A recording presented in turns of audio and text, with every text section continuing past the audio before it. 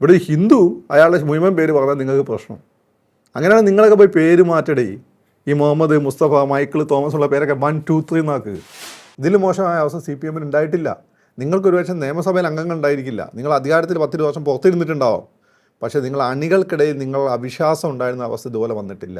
ഈ political correctness ഇവിടെ ഏറ്റവും കൂടുതൽ ഉപയോഗിക്കുന്നത് എക്സ്ട്രീം നെക്സൽ ടൈപ്പ് ലെഫ്റ്റ് മൂവ്മെൻറ്റുകാരാണ്. വേറൊന്ന് എക്സ്ട്രീം ദളിത് മൂവ്മെൻറ്റുകളാണ്. ഇവരെല്ലാം ഈ രാജ്യത്തെ ഡിവൈഡ് ചെയ്യാൻ നിൽക്കുന്നവരാണ്. ഹിന്ദുക്കളുടെ വോട്ട് കിട്ടുന്നത് സെക്കുലേഴ്സത്തിനാണ്. അപ്പോൾ ഇത് രണ്ടും തമ്മിലാണ് ഫൈറ്റ് വരാമോ. ഒന്ന് ട്രൂ സെക്കുലേഴ്സും, രണ്ട് എന്താണ് ഹിന്ദു ബോധവും. ഇവാഞ്ചലിസ്റ്റുകൾ അവരുടെ അജണ്ടയായിട്ട് മുന്നോട്ട് പോകും, പക്ഷെ അവർ ഓപ്പണായിട്ട് ഫൈറ്റിന് ഒരിക്കലും വരില്ല.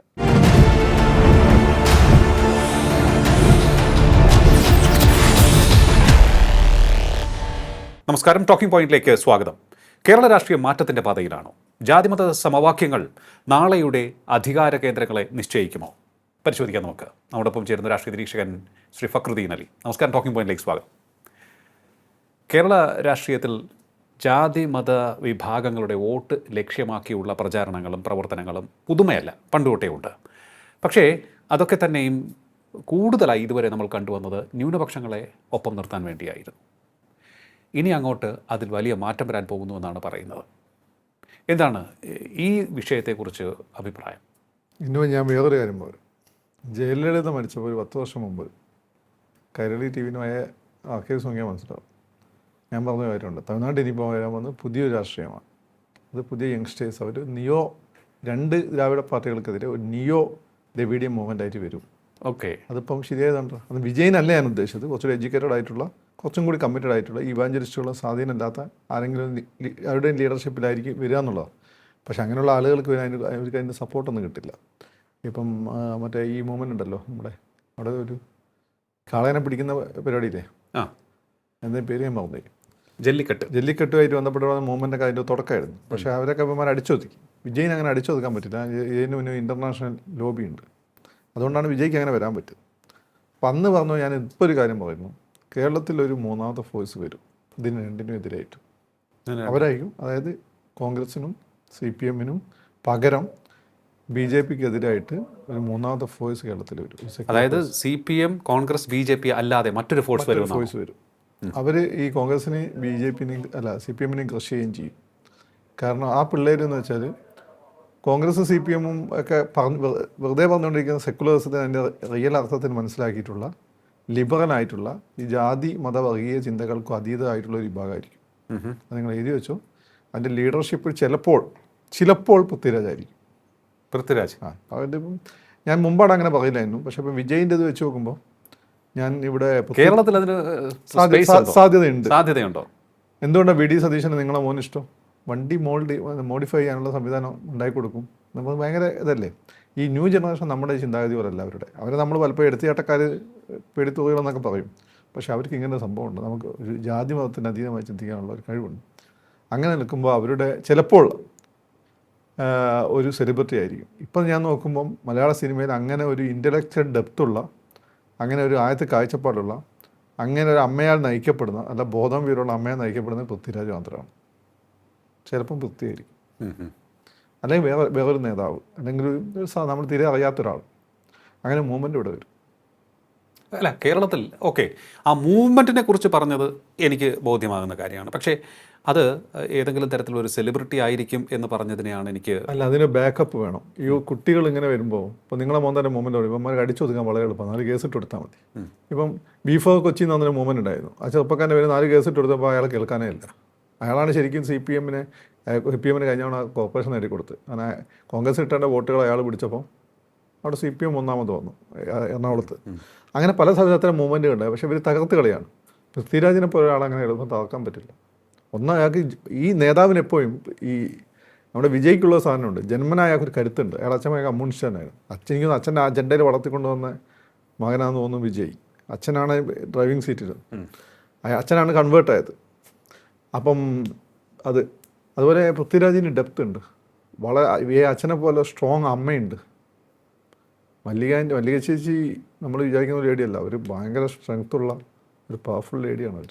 പിന്നെ പൊളിറ്റിക്കൽ കണക്ഷൻ ഉണ്ട്. വിജയുടെ അച്ഛനെ പോലെ അവർക്ക് പൊളിറ്റിക്കൽ കണക്ഷൻ ഉണ്ട്. സുകുമാരനും അത് തന്നെയായിരുന്നു ജനസ്.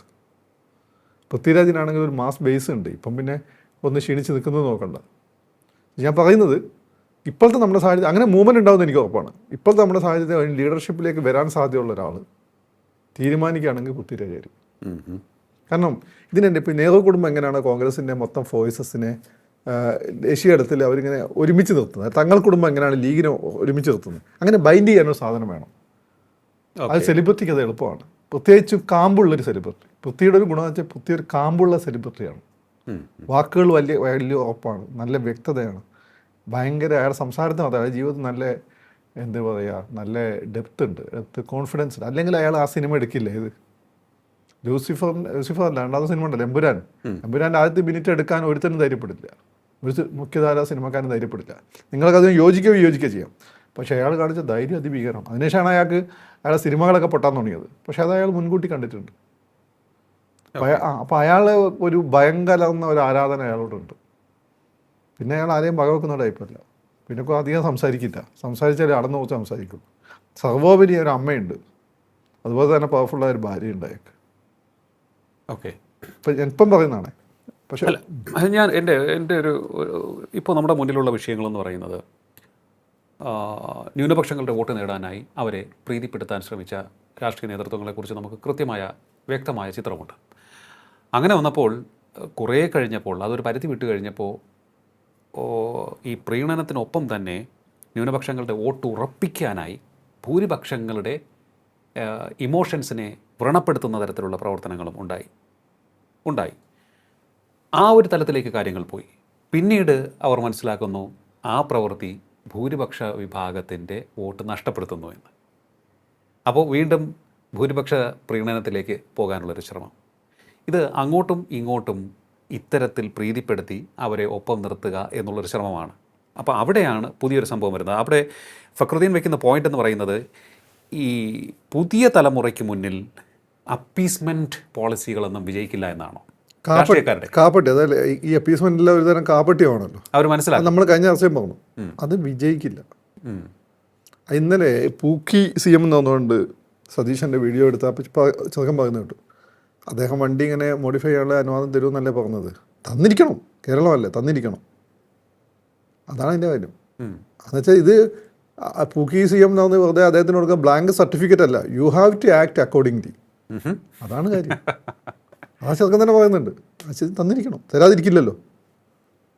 ഓക്കെ, അതായത് നമുക്ക് അനുകൂലമായി ഒരു സിസ്റ്റം വരണം എന്നാഗ്രഹിക്കുന്നത് അത് അപകടമല്ലേ?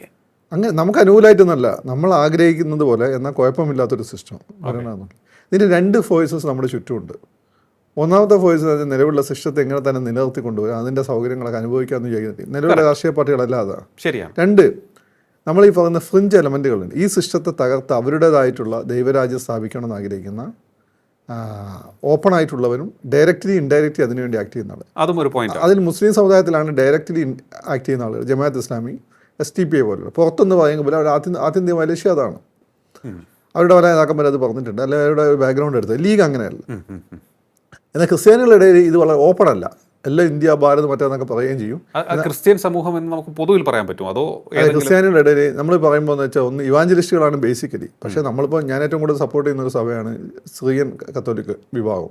പക്ഷേ അവർ ഇവിടെ കൺവേർഷൻ നടത്തുന്നില്ല. പക്ഷേ നോർത്ത് ഈസ്റ്റിലൊക്കെ അവർ പള്ളിയുണ്ട്, കൺവേർഷൻ നടത്തുന്നുണ്ട്. അതങ്ങനെ അപ്പോൾ കേരളത്തിലെ സാഹചര്യം അനുകൂലമല്ലാത്തതുകൊണ്ട് അവർ ഇവിടെ അതിനെ പ്രോത്സാഹിപ്പിക്കുന്നില്ല. നിങ്ങൾക്ക് അപ്പോൾ അനുകൂലമായ സാഹചര്യത്തിൽ പോയിട്ട് അവരെന്ത് ചെയ്യും? പണ്ട് പോർച്ചുഗീസുകാരൊക്കെ ഇവിടെ ചെയ്തപോലെ അവിടെ പോയിട്ട് അവരുടെ ചർച്ച ഉണ്ടാകും. അതെങ്ങനെ ശരിയാവുക? നിങ്ങൾ സിൻസിയർ ആണെങ്കിൽ അവിടെ ഇവിടെ നിങ്ങൾക്ക് ഒരേ നിലപാടായിരിക്കണം. അല്ല, അത് എനിക്ക് തോന്നുന്നു ഒരു പ്രധാനപ്പെട്ട വിഷയമാണിപ്പോൾ. ഈ വിഷയമാണ് BJP നേരിട്ടിരിക്കുന്ന വലിയൊരു പ്രശ്നമാണെന്ന് തോന്നുന്നു. BJP നേരിട്ട് BJP മറികടക്കും. BJP മറികടക്കാൻ പോകുന്നത് കൺവേർഷനെ BJP ഒരു കാരണവശാലും സപ്പോർട്ട് ചെയ്യില്ല. അക്കാര്യത്തിൽ ഇപ്പോൾ കേരളത്തിന് വേണ്ടി അവരെ പിന്നോട്ടടിക്കൊന്നുമില്ല. ആ സൊസൈറ്റി സമ്മതിക്കില്ല. കൺവേർഷൻ പരിപാടി ഇവർ നിർത്തട്ടെ. ഈ എല്ലാ വിഭാഗവും മുസ്ലിങ്ങൾ വലിയ ഒരു നടത്തി. മീനാക്ഷി ഇവിടുത്തെ പണ്ടത്തെ വലിയ വർഗീയ കലാപത്തിന് ശേഷം മുസ്ലിംസ് അങ്ങനെ കൺവേർഷൻ നടത്തുന്നത് അതിനുള്ള പൈസയില്ല. മറ്റേ ഗ്ലോബൽ ഫണ്ട് വരുന്നുണ്ടല്ലേ, നമ്മൾ മേടിപ്പിക്കുന്ന എല്ലാ ഫിലിപ്സ് ആണെങ്കിലും നോക്കിയാൽ എല്ലാ കമ്പനികളുടെ ഓണേഴ്സ് മിക്കവാറും ക്രിസ്ത്യൻസാണ്. അവരൊന്ന് ഈ മതം ഉണ്ടാക്കാൻ വേണ്ടിയിട്ട് അവരുടെ സോഷ്യൽ സർവീസിന് ഭാഗമായിട്ട് അവർ പൈസ കൊടുക്കുന്നുണ്ട്. അത് വലിയ രീതിയിൽ അമേരിക്കയിൽ ഇപ്പം കുറേ കമ്പനികളാണ് കൊടുക്കുന്നത്. അപ്പം നമ്മൾ ഒരു ഫോൺ മേടിക്കുമ്പോൾ, നമ്മളൊരു കാർ മേടിക്കുമ്പോൾ ഒരു 10,000 രൂപത്തിന് ഫോൺ മേടിക്കുകയാണെങ്കിൽ അതിന് ഒരു 500 രൂപ ഈ പറഞ്ഞ ഇവാഞ്ചലിസ്റ്റുള്ള പോക്കറ്റിലെത്തും ഇൻഡയറക്റ്റ്ലി. അവരെന്തിനാ അവർ മതം ഉണ്ടാക്കാൻ വേണ്ടിയല്ല അത്യത്ത് കൊടുക്കുന്നത്, സോഷ്യൽ സർവീസിൻ്റെ ഭാഗമായിട്ടാണ്.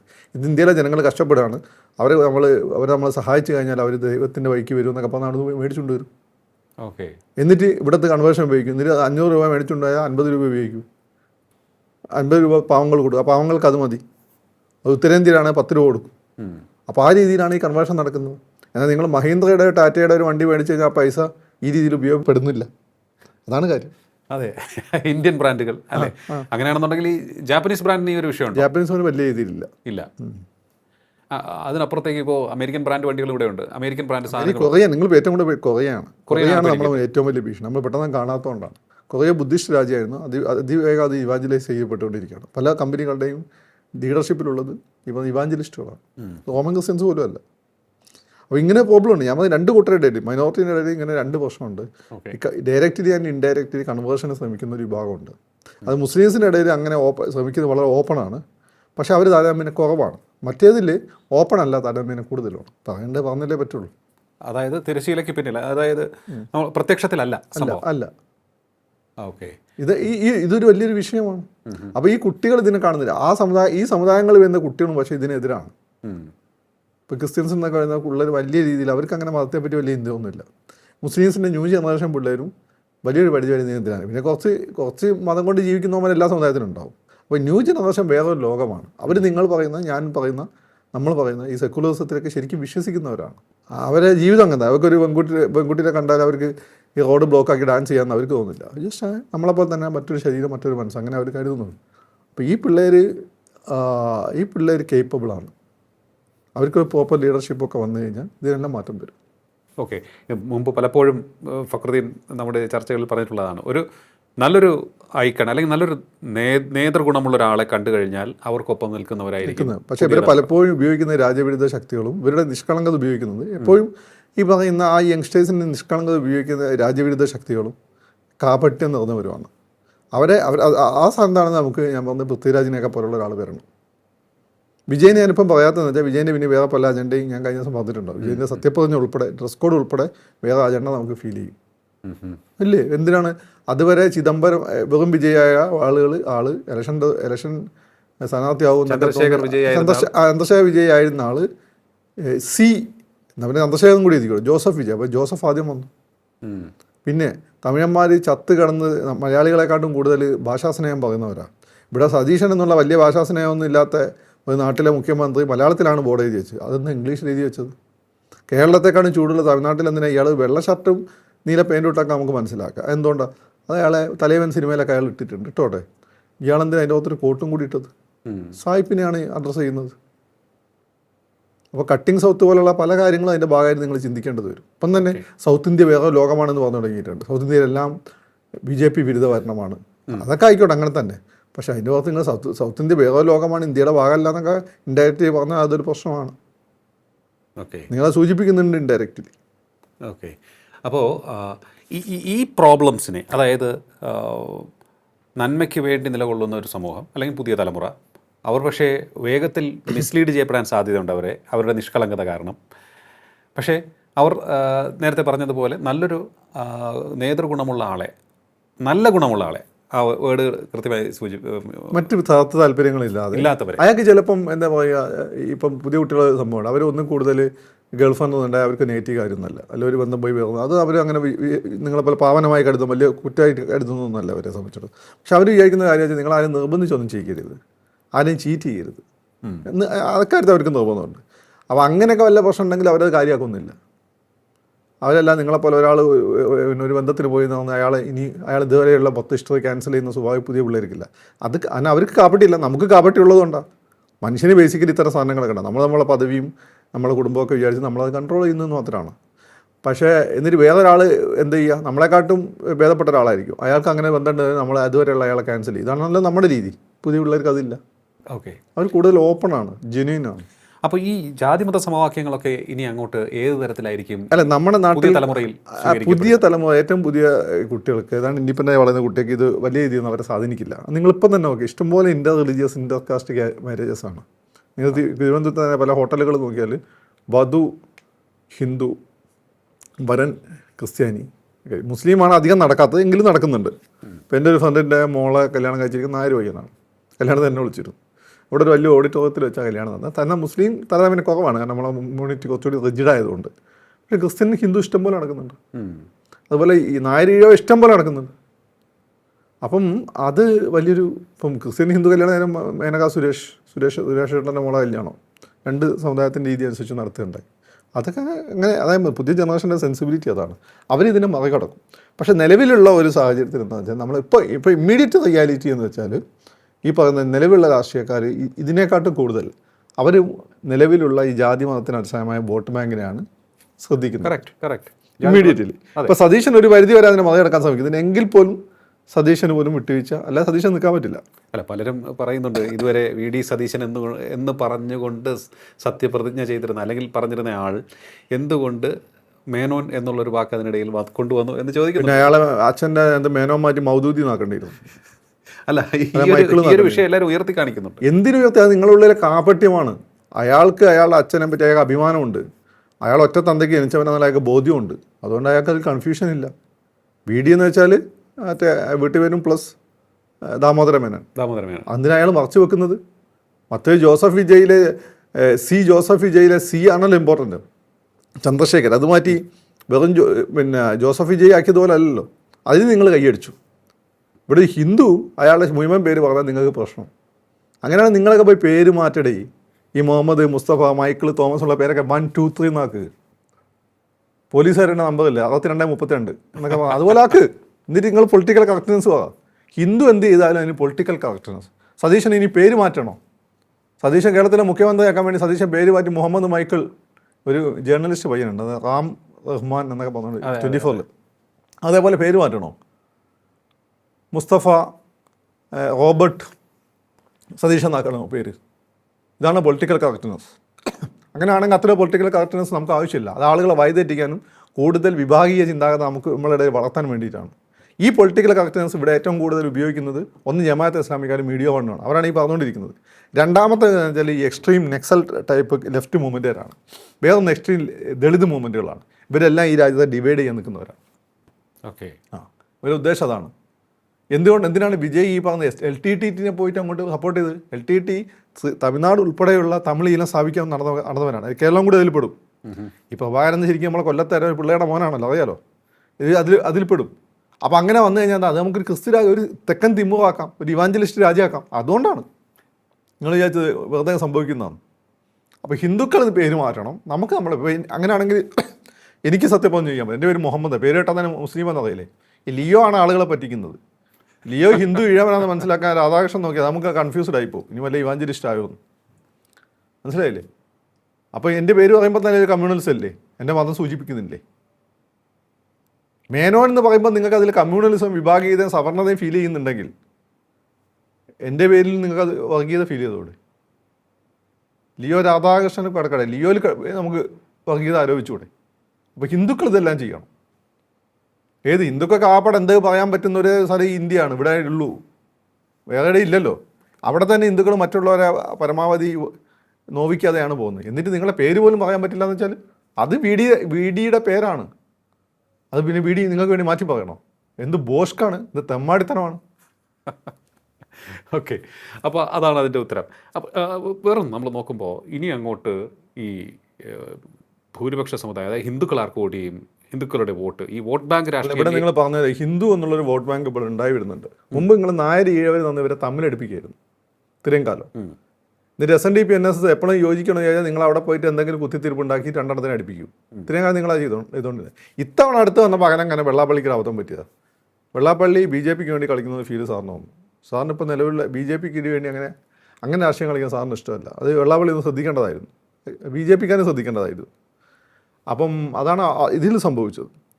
അല്ലാതെ ബാക്കി നിങ്ങൾ രാഷ്ട്രീയക്കാരാണ് കുത്തിത്തിരിപ്പ് ഉണ്ടാക്കിയത്. നായർ ഈഴവൻ എന്ന് പറഞ്ഞിട്ട് ഇങ്ങനെ നായർ ഈഴവൻ തല്ലുണ്ടാക്കി നായർക്ക് എന്ത് കിട്ടി, ഈഴവൻ എന്ത് കിട്ടി? ഒന്നും കാര്യമായിട്ട് കിട്ടിയിട്ടില്ല. കേരളത്തെ കഴിഞ്ഞത് 30 വർഷത്തെ ചരിത്രം നിങ്ങൾ എടുത്തു നോക്കുക, ഏറ്റവും പിന്നോക്കം പോയിട്ടുള്ള സവർണരാണ്. അതിൻ്റെ വ്യക്തമായ രേഖ കിട്ടാൻ വേണ്ടിയിട്ട് ഒരു സർവേ പോലും ഇവിടെ ആരും നടത്തുന്നില്ല. എന്താ നടത്താത്തത്? ഇവിടെ ഈഴവൻ കഴിഞ്ഞ സോഷ്യൽ മൊബിലിറ്റിയിൽ കഴിഞ്ഞ 50 വർഷം കൊണ്ട് ഈഴവൻ മുസ്ലിം മുന്നോട്ട് വന്നിട്ടുണ്ട്. പക്ഷേ ഈഴവൻ്റെ സ്ഥിതി ഇപ്പോഴും ഭയങ്കര ബുദ്ധിമുട്ടാണ്. ഇതിനെപ്പറ്റി ഒരു സർവേ എന്താണ് നിങ്ങൾ നടത്താത്തത്? ഇവിടെ OBC-ക്കാരുടെ ഓരോ വിഭാഗത്തിനും ശരിയായ അവസ്ഥ എന്താണ് എങ്കിലേ 50 വർഷമുള്ള കണക്ക് വെച്ചുകൊണ്ട് വന്നിട്ട് കാര്യമില്ല. ഇപ്പോൾ ഉള്ള കണക്ക് വെച്ച് നോക്കും നിങ്ങൾ. ചോർന്നൊലിക്കുന്ന അഗ്രഹാരങ്ങൾ, ഒരു വെള്ളപ്പൊക്കം ഉണ്ടായ 4 ഭാഗത്തും വെള്ളം ദ്രവിച്ച് അറയും പുരയുള്ള വീട്, ഇതൊക്കെയാണ് നായന്മാരൊക്കെ അവസ്ഥ, അല്ലെ ബ്രാഹ്മണസിൻ്റെ അവസ്ഥ. ഈയോടെ അവസ്ഥ എന്താണ്? ഒരു കോളനി ഉള്ള കുറേ വീടുകളുണ്ട്, അല്ല ഒരേ ടൈപ്പ് 2 മുകളിലെ ഓടിട്ട വീട്. നിങ്ങൾ വേണമെങ്കിൽ ആ ജമയന്തി കോളേജിൻ്റെ പിന്നിലൊക്കെ പോയി നോക്കിയാൽ മതി. ഒരേ വീട്, അവിടെ 1-2 പിള്ളേർ, ഒരുത്തൻ ചിലപ്പം ഗൾഫിൽ പോയിട്ടുണ്ട്, അവനെ ഭാര്യ കുട്ടി സുഖമായിട്ട് ഇരിക്കുന്നുണ്ട്, ഒരു അച്ഛനും അമ്മ. ഇളയ ഭാര്യ മിക്കവാറും അവിടെ ലോക്കൽ രാഷ്ട്രീയം ഉണ്ടായിസായിട്ട് നടക്കുന്നതായിരിക്കും. ഇതാണ് അവസ്ഥ. ജീവിതത്തിൽ ഒരു മാറ്റമില്ല. ചിലപ്പോൾ ബജാജുകാർ ലോൺ എടുത്തുകൊണ്ട് ഒരു ബൈക്ക് എടുത്തിട്ടുണ്ടാവും, അല്ലെങ്കിൽ ഒരു ഫോൺ എടുത്തിട്ടുണ്ടാവും. ഇത് നമുക്ക് കൃത്യമായിട്ട് ഒരു പക്ഷെ എന്നിട്ട് വന്ന് ദളിത് ബുദ്ധിജീവികളെന്ന് വന്ന് പറയും ഈ നായന്മാർ നാട്ടിൽ നമ്മളെ മൊത്തം അങ്ങോട്ട് കുത്തി വാരി എടുത്തു. എന്താ ആരും എടുത്തുണ്ടോന്ന്? ഇനി ഉണ്ട് ഈഴവന്മാർ നമ്മളെ ഒറ്റപ്പെടുത്തുന്നു. അവർ രക്ഷപ്പെട്ടു. ഈഴവൻ എവിടെ രക്ഷപ്പെട്ടത്? എന്നിട്ട് നമ്മൾ തന്നവർ എന്ത് രേഖ ഉണ്ടാക്കണ ഇവിടെ, പിന്നെ നമുക്ക് നമ്മുടെ ചുറ്റും നോക്കിയാൽ മനസ്സിലാവും. രേഖ ഉണ്ടാക്കണ ഇവിടെ എന്ത് ഗവൺമെൻറ് ഇടപെട്ടിട്ട് സർവേ നടത്തണം. അത് നടത്തുന്നില്ല. നിങ്ങൾക്ക് ധൈര്യമില്ല. അത് ധൈര്യം റിയാലിറ്റി വരും. അപ്പോൾ നിങ്ങൾ ഉണ്ടാക്കി വെച്ച എഡിഫിസ് മൊത്തം തകരും. അതിന് ധൈര്യമില്ല നിങ്ങൾക്ക്. അപ്പോൾ എനിക്ക് SNDP-നോട് NSS പറയാൻ, നിങ്ങൾ ഇടപെട്ടിട്ട് ഇവിടെ കൃത്യമായിട്ട് ഓരോരോ ജാതിയിൽപ്പെട്ട ആളുകളുടെ സാമ്പത്തിക സ്ഥിതി എന്താണ് എന്ന് മനസ്സിലാക്കാനുള്ള ഇന്നത്തെ രേഖ ഇട്ട് സർവേ നടത്തണം. എങ്കിലും നമുക്ക് കൃത്യമായിട്ട് പറയാം. അതായത് അന്നേ കവിക്കാടൊക്കെ വന്നിങ്ങനെ പറഞ്ഞുകൊണ്ടിരിക്കും. നാട്ടുകാർ സാധാരണക്കാർ ചെയ്യും ശരിയാന്ന് നമുക്ക് വിചാരിക്കാം. നമ്മൾ ചുറ്റും നോക്കിയാൽ മതി. സാധാരണക്കാർ ഏവൻ്റെ സാധാരണക്കാരെ നായരുടെ അവസ്ഥ നോക്കിയാൽ മതി. എന്നിട്ട് ഇവരെ തമ്മിലടിപ്പിക്കായിരുന്നു. അവിടെയാണ് ഇപ്പം ഈ തമ്മിലടിക്കുമ്പോൾ തമ്മിലടിപ്പിക്കുന്ന ഒരു ഗുണമെന്ന് വെച്ചാൽ തമ്മിലടിപ്പിക്കുന്ന പ്രധാനമായിട്ടും കമ്മ്യൂണിസ്റ്റ് പാർട്ടികളായിരുന്നു. എങ്കിലാണ് കമ്മ്യൂണിസ്റ്റ് പാർട്ടിക്ക് നിൽക്കാൻ പറ്റുള്ളൂ. ഈഴവ വോട്ട് ബാങ്ക് വേണമല്ലോ. അപ്പോൾ അവർ ഈ ഒരു ആദ്യമതം ഇല്ലെങ്കിൽ പോലും ഉള്ളിൽ കൂടുതൽ പറയുകയാണ്. ഇപ്പം എന്താ സംഭവം എന്ന് വെച്ചാൽ ഈ പറയുന്നതിൽ കാര്യമില്ല എന്ന് ഈഴവന്മാർക്ക് തോന്നി തുടങ്ങി. അതാണ് ഇപ്പം പാർട്ടി കേന്ദ്രങ്ങളിലുണ്ടായ ഈ വോട്ട് ഒലിപ്പിന് കാരണം. കാരണം നിങ്ങൾ പറയുന്നതിൽ കാര്യമില്ല, നേരെ ഓപ്പോസിറ്റാണ് സംഭവിക്കുന്നത്. നമ്മുടെ കൂട്ടത്തിൽ നിങ്ങളൊരു ബ്രാഹ്മണസിനെ ഉണ്ടായിക്കൊണ്ട് നിങ്ങളെ പാർട്ടിക്കാരായ ബാക്കിയുള്ളവർ അതേ അവസ്ഥയിൽ തന്നെ കിടക്കുകയാണ്. ബാക്കിയുള്ളവർ ആപ്പാടെ കിട്ടുന്ന ഗുണമെന്ന് വെച്ചാൽ ഒരു ഗുണ്ടാ കേസ് പെട്ട് പിന്നെ ഹോസ്പിറ്റലായി പോലീസ് സ്റ്റേഷനായി ജാമ്യത്തിൽ ഇറക്കി തരും നിങ്ങളെ ആൾ വന്നു. അതിൽ കൂടുതലൊന്നും കിട്ടുന്നില്ല. നമ്മളെ മക്കൾ ഗുണ്ടകൾ തന്നെയായി നിൽക്കുകയാണ്, അല്ലെങ്കിൽ സാധാ കച്ചവടക്കാരായി നിൽക്കുകയാണ് എന്നൊരു ചിന്ത അവർക്ക് വന്നു. അവിടെയാണ് BJP-ക്കാർ ഒരുപാട് വാഗ്ദാനം ഇത് നടപ്പിലാക്കുമെന്ന് എനിക്കറിയില്ല. ഈഴ കമ്മ്യൂണിറ്റിയെ ലക്ഷ്യമിട്ട് അവർ കൃത്യമായി ഫോക്കസ് ചെയ്ത് പണിയെടുക്കുന്നുണ്ട്. അവിടെ അപ്പം BJP-ക്കാരെ പണി കൊണ്ടല്ല, വിശ്വാസം നഷ്ടപ്പെട്ടു. ആർക്ക്? നായർക്ക് ഓൾറെഡി ആയി. ഈ പാർട്ടിയുടെ നായന്മാർക്കൊക്കെ ഓൾറെഡി വിശ്വാസം നഷ്ടപ്പെട്ടു. അവശേഷിക്കുന്നത് ഈഴവന്മാരാണ്. അതിന് തന്നെ നായ വിരോധമായിരുന്നു. അവർക്കുമ്പോൾ അത് നഷ്ടപ്പെട്ടു. മാത്രമല്ല ഈ പുതിയ പിള്ളേർ അങ്ങോട്ടും ഇങ്ങോട്ടും കല്യാണം കഴിച്ചപ്പോൾ ഇവർക്ക് നായ വിരോധം കുറഞ്ഞുകൊണ്ടിരിക്കുകയാണ്. അതാണ് കാര്യം. അപ്പോൾ ഈ ഇപ്പോൾ നിലനിൽക്കുന്ന രാഷ്ട്രീയ പാർട്ടികൾക്ക് ക്രമേണ ഗ്രിപ്പ് നഷ്ടപ്പെടും. നഷ്ടപ്പെടാൻ നിങ്ങളിപ്പോൾ നാളെ 2 മാസം ഫുൾ ചർച്ച നടത്തി, എല്ലായിടത്തും ചർച്ച വരട്ടെ, നമ്മളിതെല്ലാം വീണ്ടെടുക്കുക. എളുപ്പമല്ല അത്. ആദ്യം നിങ്ങൾ വിശ്വാസം വീണ്ടെടുക്കുക.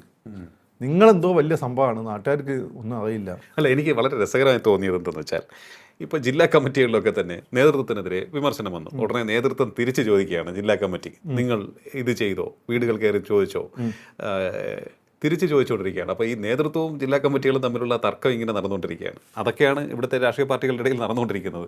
ഒരു രാഷ്ട്രീയ പാർട്ടിയാണെങ്കിൽ മുഖ്യമന്ത്രിയെ കണ്ടെത്താനായിട്ട് എത്രയോ ബുദ്ധിമുട്ടി ജനങ്ങൾ ഇത്രയും വലിയ മാൻഡേറ്റ് കൊടുത്തിട്ട്. രാഷ്ട്രീയ പാർട്ടികൾ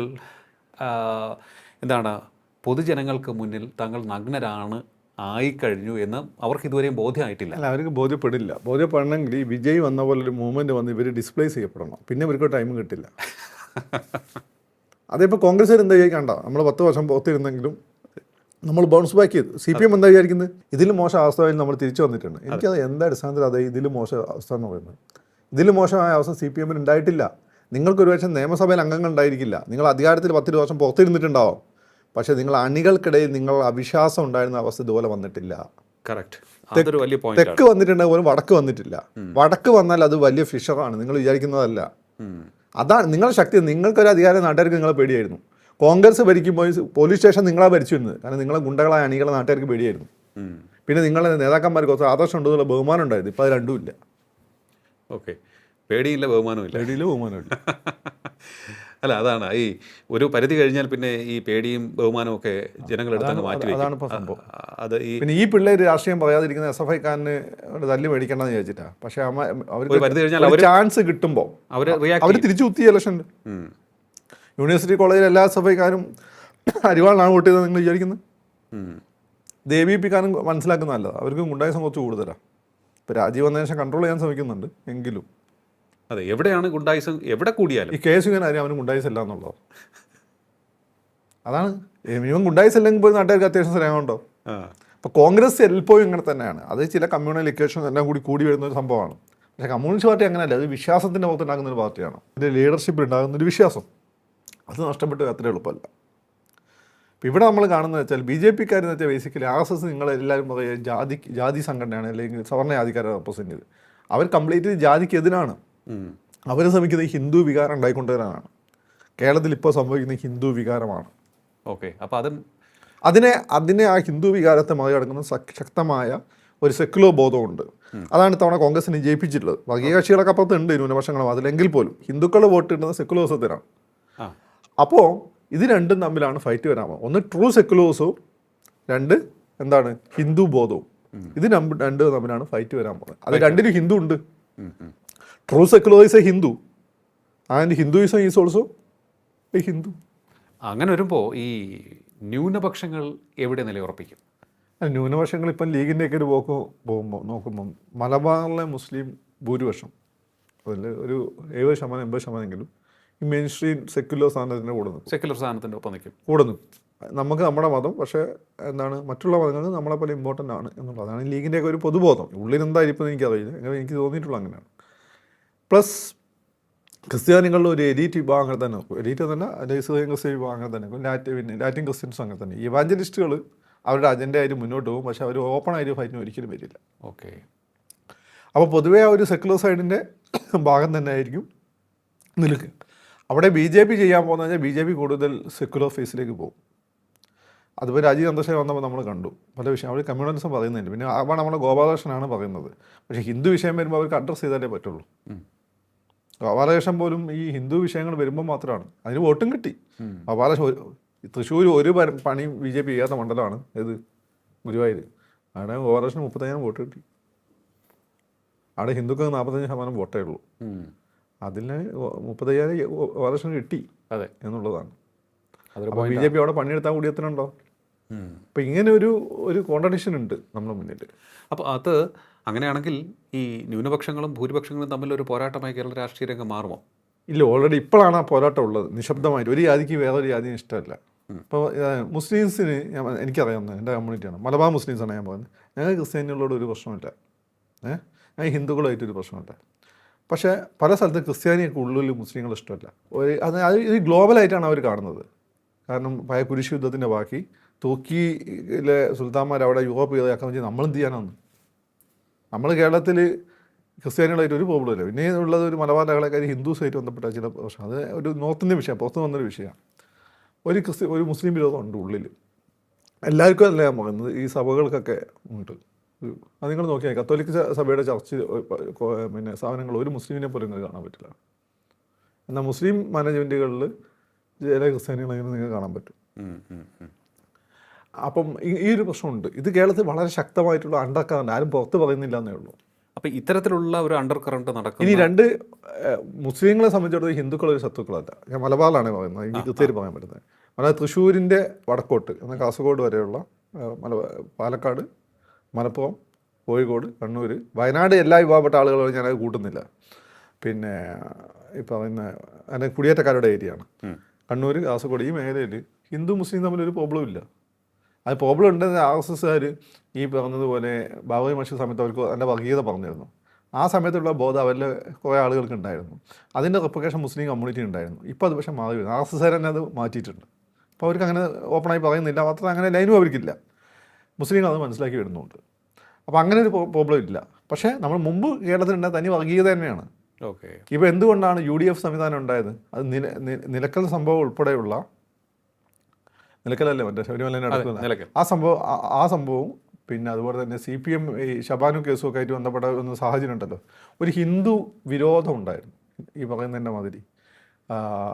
പിന്നെ സൗത്ത് കേന്ദ്രീകരിച്ചുണ്ട്. അതിൻ്റെ പുറത്തുണ്ടായ സംവിധാനമാണ് UDF എന്നുള്ള സംവിധാനം. അന്ന് ഒരു ഹിന്ദു പാർട്ടി പിന്നെ ഏതായിരുന്നു? CPM ആയിരുന്നു. അപ്പോൾ CPMൻ്റെ നിലപാടുകൾ നിങ്ങൾ ഷബാനു കേസൊക്കെ അന്ന് എടുത്തു നോക്കുകയാണെങ്കിൽ BJPൻ്റെ നിലപാടുകൾക്ക് തുല്യമായിരുന്നു.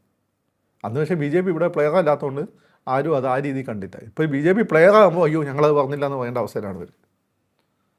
അപ്പോൾ എന്ന് വെച്ചാൽ നമ്മൾ ഹൈലി കമ്മ്യൂണലായിരുന്നു നമ്മൾ പൊളിറ്റിക്സ്. ഇപ്പോൾ അങ്ങനെ കമ്മ്യൂണൽ അല്ലാതായിക്കൊണ്ടിരിക്കുന്ന അവസ്ഥയിലേക്കാണ് പോകുന്നത്. അല്ല, ഈ കമ്മ്യൂണൽ ആയിട്ടുള്ള അണ്ടർ കറൻസ് അത് കൂടുതലായി നമ്മളെ ഡിവൈഡ് ചെയ്തുകൊണ്ടിരിക്കുന്നു. അതിൽ മനമെടുത്തായിരിക്കുമോ പുതിയ തലമുറ പുതിയൊരു ഒരു ഒരു ഒരു വേ ഓഫ് ലൈഫ് അല്ലെങ്കിൽ പുതിയ ഒരു ഇനി ഞാൻ നിങ്ങൾ വേറൊരു കാര്യം പറഞ്ഞുതരാം. നമ്മുടെ ഈ പറഞ്ഞതിൻ്റെ ഒരു ഉദാഹരണമാണ് ഈ നമ്മുടെ മലപ്പുറത്ത് ജലീൽ നോണ്ടലുണ്ടായിരുന്ന തവനൂർ ഒരു ഞാൻ മനസ്സിലാക്കിയ ഇവാഞ്ചലിസ്റ്റ് ക്രിസ്ത്യാനിയാണ് അവിടുത്തെ കോൺഗ്രസിൻ്റെ സ്ഥാനാർത്ഥിയാണ്.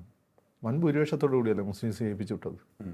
എന്നാൽ ഞാൻ പറഞ്ഞുതരാം, ഈ നമ്മുടെ ഈ കോട്ടയം ആ മേഖലയിൽ മുമ്പ് 2004 നടന്ന ഇലക്ഷനിൽ PC തോമസ് ജയിച്ചില്ലേ, അന്ന് CPM സ്ഥാനാർത്ഥി തോറ്റത് ഏതോ ചെറിയ വോട്ടിനാണ്. എന്നിട്ട് മതം പറഞ്ഞെന്ന് പറഞ്ഞുകൊണ്ട് അങ്ങയുടെ PC തോമസിൻ്റെ ഇലക്ഷനും കോടതി റദ്ദാക്കി. നമ്മൾ തെളിവില്ല. എന്നോട് അത് കഴിഞ്ഞിട്ട് അന്ന് കേരള കോൺഗ്രസിൻ്റെ ഒരു അടുത്ത ലോക്കൽ നേതാവ് ഡൽഹിയിൽ നിന്ന് ഇങ്ങോട്ട് വരുമ്പോൾ അയാളൊന്ന് LDFിലാണ്. പക്ഷേ അല്ല, എങ്ങനെയാണ് അവിടെ നമ്മുടെ സ്ഥാനാർത്ഥി തോറ്റ്? അപ്പോൾ കണ്ട മേത്തന്മാർക്കൊന്നും വോട്ട് ചെയ്യേണ്ട ആവശ്യം നമുക്കില്ല. അതാ മലബാറിൽ നിങ്ങൾ നോക്ക്, ആപാടെ ക്രിസ്ത്യൻസ് എസ്പെഷ്യലി ഇപ്പോൾ ഇവാഞ്ചലിസ്റ്റുകൾ വളരെ കുറച്ചുള്ള സ്ഥലമാണ് തവനൂർ. എന്നാൽ 5% താഴെ കണ്ട മാക്സിമം എടുത്ത് നോക്കിയാൽ അവിടെയാണ് ജോയിൻ നമ്മൾ ജയിപ്പിച്ചു വിട്ടത്. നമ്മളെ മുസ്ലിം അല്ലേ നമ്മൾ, അവിടുത്തെ ഒരു സെക്കുലർ സൊസൈറ്റി എന്ന് പറയുന്നത്. പക്ഷേ ഇത് നിങ്ങൾ സെൻട്രൽ ട്രാവൻകൂറിൽ കാണാൻ പറ്റും. ഹിന്ദുവിനെ ജയിപ്പിക്കും, ക്രിസ്ത്യാനിയും ജയിപ്പിക്കും. എന്നാൽ ക്രിസ്ത്യാനി ഒരിക്കലും ഒരു മുസ്ലിമിനെ ജയിപ്പിക്കില്ല. ഈ ഒരു പ്രശ്നമുണ്ട്. ഇത് യാഥാർത്ഥ്യം നമ്മൾ ഉൾക്കൊള്ളാതെ. പക്ഷേ ഇത് നിങ്ങൾ ട്രൂലി സെക്കുലറാണ്. പണ്ട് കുരിശുദ്ധം നടത്തി ഞാൻ മനസ്സിൽ കൊണ്ടു നടക്കരുത്. അത് മുസ്ലിംസും തന്നെ ഈ പറയുന്നതിൻ്റെ മാതിരി ലവന്മാർ നമ്മളെ ശത്രുക്കളാണ്, അമേരിക്കയുടെ ആളാണെന്ന് നമ്മൾ നടക്കാൻ പാടില്ല. പിന്നെ മതപരിവർത്തനം നമ്മൾ 2 കൂട്ടരും നടത്തുന്നുണ്ട്, നിർത്തിക്കളാം. ഇവിടെ നമ്മൾ ക്രിസ്ത്യാനികളും മുസ്ലിങ്ങളായാലും ഇവിടുത്തെ ഹിന്ദു രാജാക്കന്മാർ അതിന് അനുവദിച്ച് തന്നിട്ടാണ്. ഇപ്പോൾ ഹിന്ദുവിന് ഒരു ബോധമുണ്ട്, ഹിന്ദു ഈസ് അഗേൻസ്റ്റ് ദാറ്റ്. അപ്പം നിർത്തിക്കളത്. ഓക്കെ. അപ്പോൾ ഇങ്ങനെ ഈ ഒരു നമ്മളീ പാവനമായ മതേതര കേരളത്തിൻ്റെ കാര്യമാണ് ഞാനീ പറയുന്നത്. ഈ സങ്കീർണമായൊരു സാഹചര്യമാണ് ഇവിടെ നിൽക്കുന്നത്. ഇതിന്ന് വ്യത്യസ്തമായിട്ട് ഇനി വരാമോ തലമുറ ഞാൻ പറയുന്നത്. ഹിന്ദുത്വവാദികൾ കൂടി ഒരു മൃദു സെക്കുലറിസത്തിലേക്ക് വരും. ഓക്കെ. അതുപോലെ തന്നെ ഇവിടെ ട്രൂലി സെക്കുലർ ആയിട്ടുള്ള ഒരു പുതിയ വിഭാഗം ജെൻസി പിള്ളേർ വരും. ഓക്കെ. അവർക്ക് സതീശനൊക്കെ പോലുള്ള നേതാവിനെ കിട്ടുകയും ചെയ്യും.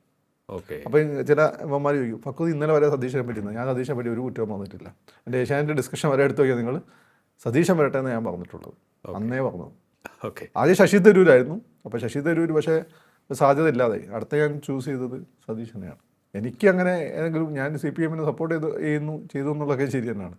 പക്ഷേ ഫാക്റ്റിന് അപ്പുറത്ത് ഞാൻ പോകാറില്ല.